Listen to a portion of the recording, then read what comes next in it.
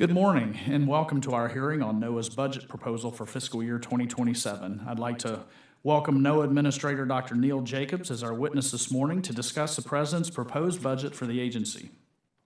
The President requested $4.4 billion for NOAA's budget in fiscal year 27. This represents a $1.1 billion decrease from the discretionary and mandatory funding that NOAA was appropriated last year, aligning with this administration's goals of reining in the excess spending of the previous administration. As the budget request accurately describes, NOAA provides the environmental science, information, and services needed to protect the lives, property, and livelihoods of all Americans. Therefore, when making budget decisions, we should be guided by a simple question: does this program, project, or activity advance that mission? This year's budget includes several initiatives that I support. Expanded procurement of commercially available data is a steadfast position of this committee for many years. This is reflected in the Bipartisan Weather Act Reauthorization Act of 2025.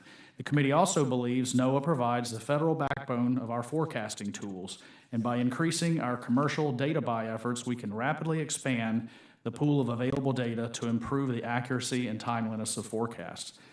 I'm pleased to see modest increases to the National Weather Service and Office of Marine and Aviation Operations. This budget proposal and restructuring efforts at NWS reflect the goal of both the administration and Congress to create a more nimble and flexible workforce.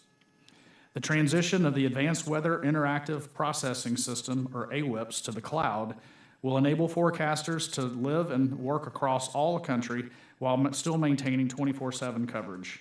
These two offices are at the forefront of innovation and forecasting that can save lives. My hometown of Lakeland, Florida knows this firsthand. It is home to the Aircraft Operations Center. Aircraft based there, such as the Hurricane Hunters, are on the front lines of tracking and monitoring severe storms. I've had the pleasure of taking a ride in Kermit, and while it is a distinguished aircraft, which is code for old, we must continue modernizing the fleet.